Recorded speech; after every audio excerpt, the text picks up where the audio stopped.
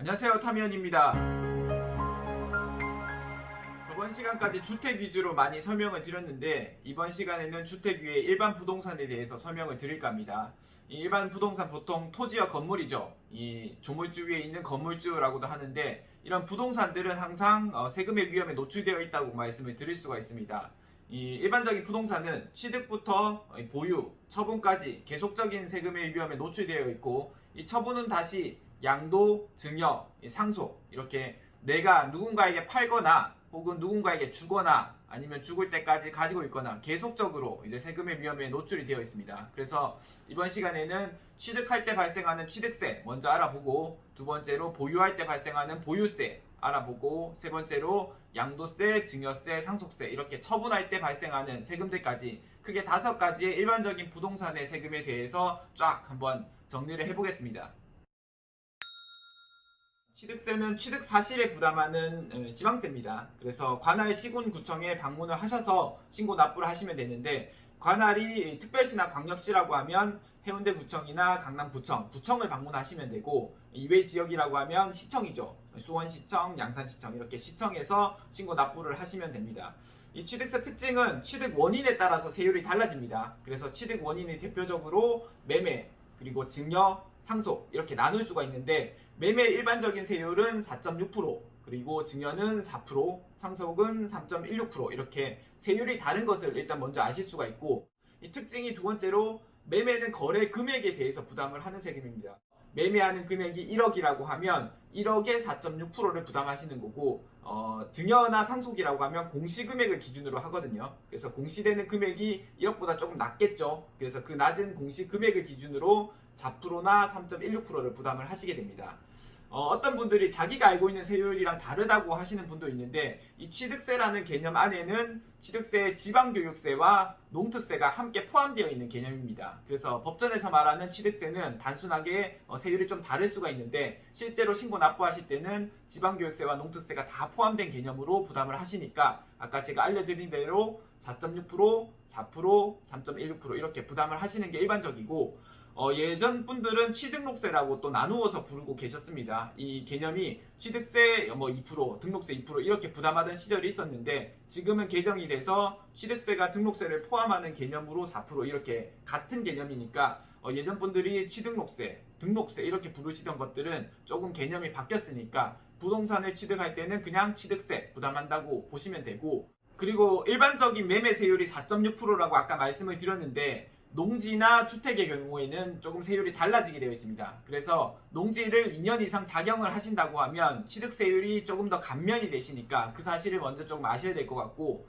그리고 주택의 경우에는 저율로 세금 부담이 되었죠. 그래서 1.1%부터 이렇게 부담을 해왔었는데, 최근에 다주택자 규제가 되면서 조정지역의 2주택 이상, 그리고 일반 비조정지역의 3주택 이상은 8%부터 12%까지 이제 중과세율이 공시가 되었습니다. 그래서 중과세율에 대한 부분을 별도로 한 번 더 체크를 해보시고 좀 주택을 매매를 하셔야 될 것 같습니다. 이 부분은 주택에 대한 부분이다 보니까 별도의 주제로 한 번 더 설명을 드리겠습니다.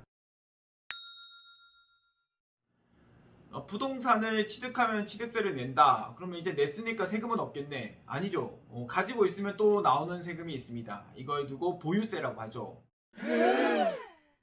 그것도 매년 부담하게 되어 있습니다. 매년 6월 1일 이렇게. 이 대한민국의 보유세는 크게 두 가지입니다. 재산세와 종부세. 이 재산세는 시군구에 부담하는 지방세고, 종부세는 국가에 부담하는 국세. 그래서 이 재산세는 대부분의 부동산 가지고 계신 분들이 다 부담하시는 세금이고, 종부세는 그 중에서도 주택이나 토지같이 투기성 재산을 조금 더 많이 가지고 계신 부자들이 부담하는 세금이다. 이 정도는 구분을 하시면 됩니다. 이 재산세는 매년 6월 1일자로 부담을 하는 세금입니다. 그래서 6월 1일을 기준으로 부동산을 가지고 계신 분이 납세 의무가 성립이 되고, 이 고지서는 또 특이하게 7월과 9월에 날라오고 있습니다. 그래서 일반적인 건축물과 주택의 건축물분은 7월에, 그리고 일반적인 토지와 그리고 주택의 토지분에 대해서는 9월에 고지서가 날라오는데, 이 6월달 6월 1일을 기준으로 거래를 잘못하시게 되면 팔고 나서도 세금이 나오는 경우가 있습니다. 그래서 6월 1일 전후에서 잔금 처리 잘하시고 등기 처리 잘하셔야 내가 재산세 부담을 남에게 전가시킬 수 있고 내가 전가 받지 않을 수가 있습니다. 그래서 6월 1일자를 꼭 기억하시고 이때는 또 특이하게 개별 공시지가가 공시가 되는 날이죠.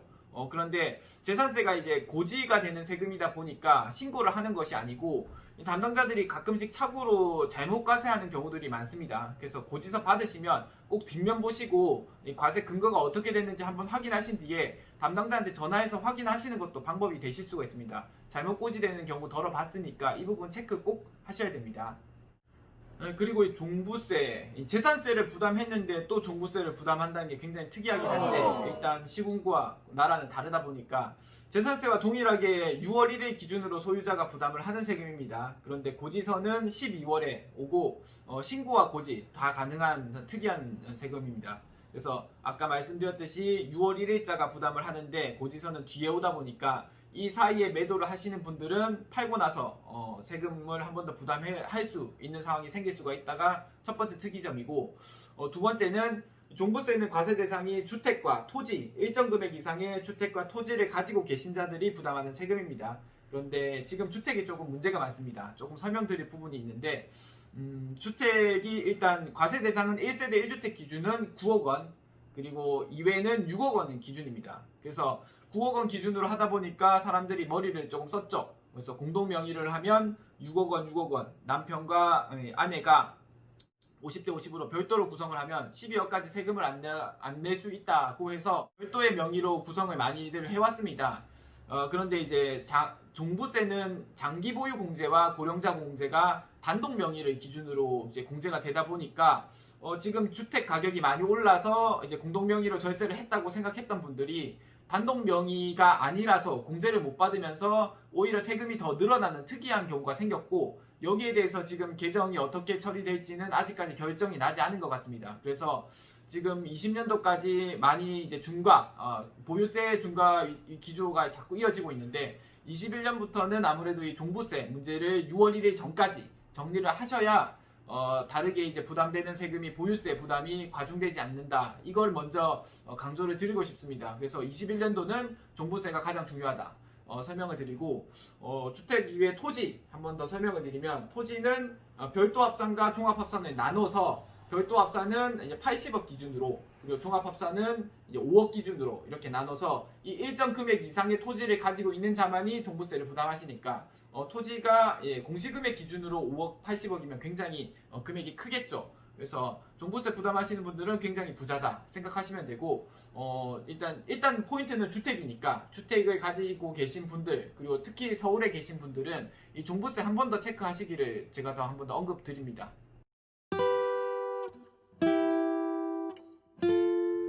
부동산 보유 세금 너무 많다고 생각하시는 분들 처분도 고려해 보실 수 있는데, 부동산을 처분하실 때도 세금을 피하실 수는 없습니다. 그래서 부동산을 처분하시는 경우에는 양도세와 증여세, 상속세 이렇게 세 가지의 세금을 부담하실 수가 있는데, 양도세는 유상거래에 대해서 부담하는 세금입니다. 그래서 내가 돈을 주고 받은 경우에는 양도세를 부담을 하셔야 되고, 증여세와 상속세는 무상거래, 그러니까 돈을 주고 받지 않은 거래에 대해서는 증여세와 상속세를 부담을 하게 되어 있습니다.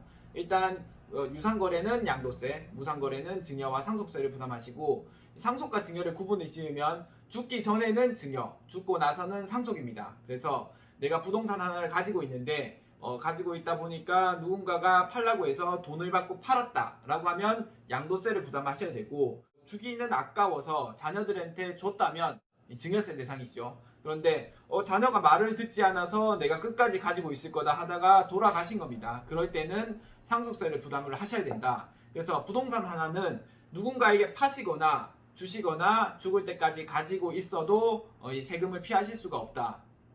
처분에 대한 세금에서 양도세, 증여세, 상속세가 너무 크다 보니까 전부를 설명드릴 수는 없겠지만 간략하게 중요한 부분들 위주로 설명을 한번 드리겠습니다. 먼저 양도세에서 가장 오해가 많으신 부분은, 이 양도세는 팔 때만 내는 세금이 아니라 양도 차익이 있을 때 내는 세금입니다. 양도 차익이라고 하는 건 내가 샀던 금액보다 팔았던 금액이 더 큰 경우, 남겨 먹은 경우죠. 그래서 이 부동산을 사서 내가 조금이라도 남겨 먹은 경우에는 부동산에 대한 세금을 부담을 하시고, 이게 양도소득세입니다. 그래서 어떤 분들이 내가 부동산을 팔았는데 세금을 내야 되는 거 아닙니까 하시는데, 집값이 떨어지거나 땅값을 너무 많이 주셔서 땅값이 오히려 더 적게 떨어지신 경우에는 양도 차익이 없는 거죠. 이런 경우에는 오히려 다른 부동산을 팔았을 때 절세까지도 가능합니다. 그래서 양도소득세는 절대로 남겨 먹은 거에 대해서 부담을 하는 거지 남기지 않았으면 부담하는 세금이 아니다는 점을 먼저 아셔야 되고, 보통은 토지가 금액이 자꾸 오르죠. 그래서 이 불로소득에 대해서는 세금을 많이 내셔야 되니까 기본 세율은 6.6에서 개정세율 반영하면 49.5%까지 양도 차익에 대해서 종합소득세율과 동일하게 부담을 하십니다. 그런데 주택이 다주택이시거나 혹은 사업용으로 쓰지 않은 토지, 이런 경우에는 10% 혹은 그 이상으로 중과가 되십니다. 그래서 내가 가지고 있는 부동산이 중과 대상이 되는지 정도는 한번 확인을 하시고 파셔야 되고, 비과세나 감면이 되는 경우도 별도로 있습니다. 그래서 농지거나 1세대 1주택인 경우에는 비과세나 감면도 가능하시니까 그런 부분들도 꼼꼼하게 챙기셔야 된다는 점이 양도소득세에서 가장 중요한 부분입니다. 증여세에서 많이들 오해하시는 부분이 크게 세 가지입니다. 증여세는 일단 공제금액이 중요하시고, 두 번째로 합산을 챙기셔야 되고, 합산이 그룹 단위로 이루어진다. 이 정도까지는 알고 계셔야 됩니다. 그래서 증여공제는 직계 존속은 5천만원, 직계 비속은 5천만원인데 미성년자의 경우에는 2천만원까지 밖에 되지 않습니다. 그리고 배우자는 6억, 형제 자매 같은 기타 친족은 1천만원, 이렇게 공제금액이 5천만원, 2천만원, 6억, 1천만원, 이렇게 네 가지의 공제금액을 가진다는 것이 첫 번째 중요한 점이고, 두 번째는 합산이 이루어집니다. 합산. 그래서 기타 친족은 5년간 합산이지만 일반적으로 직계 존비속과 배우자, 이 가족은 10년간 합산이 이루어집니다. 그래서 내가 배우자에게 6억까지 공제된다고 해서 올해 6억, 내년 6억 이렇게 매년 공제되는 게 아니라 10년간 줬던 금액을 싹 다 합쳐서 6억까지는 세금이 없다. 그런데 6억이 넘으면 세금이 나온다. 이렇게 생각하셔야 되고, 마지막으로 오해가 많으신 부분이 증여 공제에 있어서 공제가 수증자 기준으로 계산하는 거 아니냐라고 봐서 아버지로부터 5천만원 받으시고 어머니로부터 5천만원 받으면 된다고 생각하시는 분들이 많으신데, 직계 존속 그룹입니다. 그래서 아버지와 어머니는 같은 그룹이시니까 5천만원까지 밖에 공제가 안 되십니다. 이걸 가장 많이 오해하시는 거고, 똑같이 자녀들, 첫째 아들, 둘째 아들한테 5천만원씩 받으실 수 있는 거 아니냐라고 하시는 분이 있는데 안 되십니다. 이거. 그래서 직계 존속 그룹을 기준으로 5천만원, 직계 비속 그룹으로부터 5천만원까지 다 합쳐서 계산을 하셔야 된다는 점이 가장 큰 특징입니다. 그래서 첫 번째로 공제 한번 챙기시고, 두 번째로 합산, 10년간 합산 혹은 5년간 합산 챙기시고, 세 번째로 그룹 단위로 합산을 하셔야 된다. 이 부분이 증여세의 특이한 점입니다. 마지막으로 상속세입니다. 이 상속세는 크게 두 가지가 중요합니다. 첫 번째로 상속재산 공제, 두 번째로 사전증여재산. 상속재산 공제를 먼저 설명을 드리면, 증여세와 달리 상속재산은 일반적으로 규모가 크죠. 그래서 상속재산에 대해서 많이 공제를 해주지 않으면 너무 세금 부담이 많다 보니까 배우자와 자녀가 다 있으시면 최소 10억입니다. 10억이 공제가 되시고, 배우자가 없이 자녀만 있으신 경우에는 최소 5억 그렇게 공제가 되시니까 돌아가실 때 상속세 너무 걱정하시는 분들이 많은데, 먼저 내 재산이 5억이 넘는지 먼저 체크하시고, 5억이 넘지 않으시면 상속세는 일단 없다, 이렇게 보시면 됩니다. 최근에 주택 가격이 오르면서 10억 이상의 재산을 가지고 계신 분들이 많으십니다. 그래서 상속세 절세는 한 번쯤은 고민을 해보셔야 된다는 점을 강조드리고 싶습니다. 그리고 사전증여재산도 중요하죠. 사전증여재산.